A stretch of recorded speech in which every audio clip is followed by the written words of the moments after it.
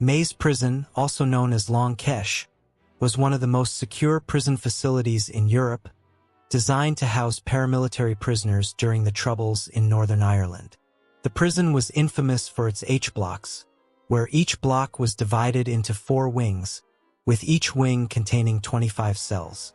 Security measures were stringent, including reinforced gates, high walls topped with barbed wire, and armed guards patrolling the premises. The prisoners held there were mostly members of paramilitary organizations, including the Provisional Irish Republican Army, IRA.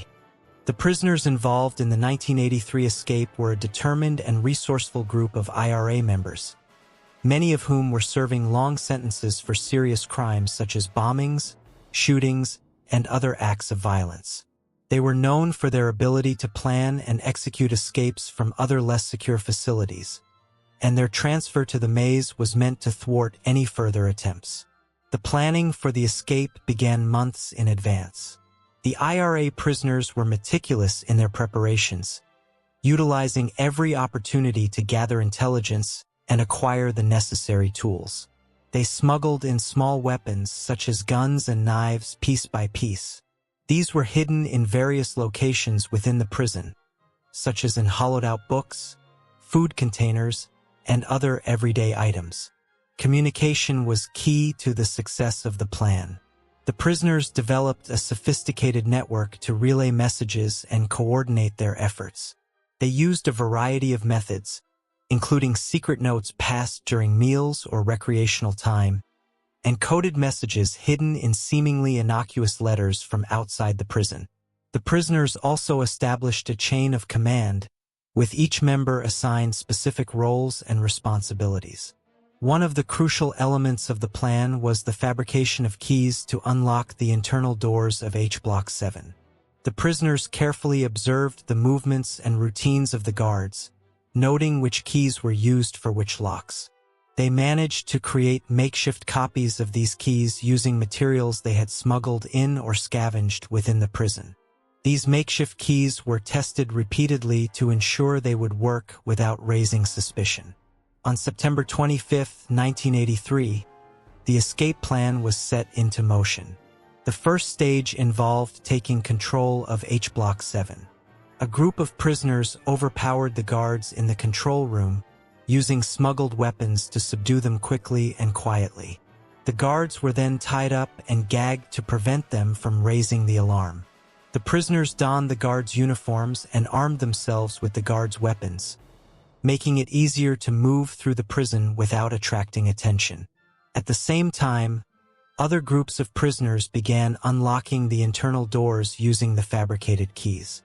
They moved swiftly and efficiently, ensuring that each stage of the plan proceeded without delays. Communication between the groups was maintained through whispered messages and prearranged signals.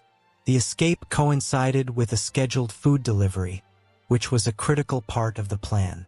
The delivery truck, driven by an IRA sympathizer, arrived at the prison at the designated time.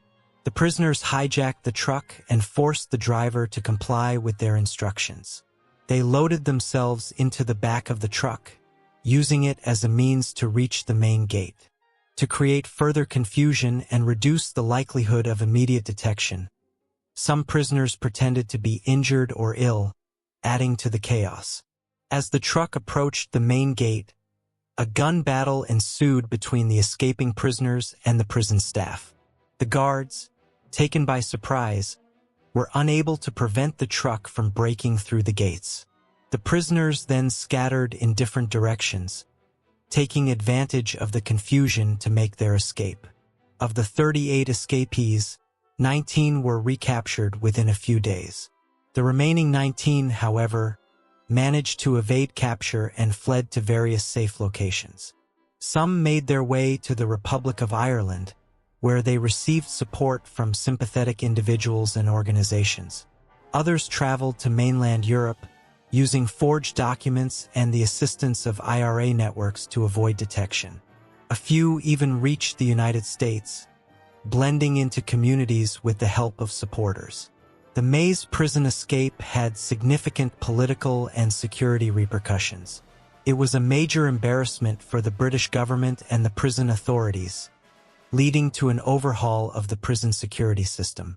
The incident also boosted the morale of the IRA and its supporters, demonstrating their capability and determination to continue their struggle. The British government launched an extensive investigation into the escape, seeking to identify the failures and lapses that allowed it to occur. This investigation revealed several weaknesses in the prison's security measures, including the inadequate surveillance of the prisoners and the ease with which they had managed to smuggle in weapons and tools. As a result, security protocols were tightened, and several prison officials were disciplined or reassigned. The political impact of the escape was equally significant. It highlighted the ongoing tensions and challenges faced by the British government in Northern Ireland. The escape was seen by many as a symbol of the IRA's resilience and ability to strike back against the state.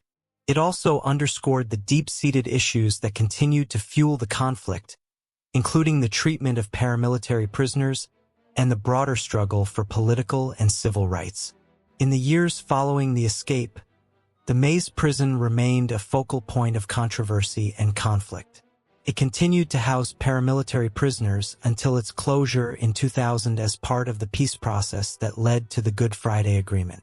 The escape of 1983, however, remains one of the most dramatic and well-executed prison breaks in history, a testament to the planning, determination, and resourcefulness of the IRA prisoners involved.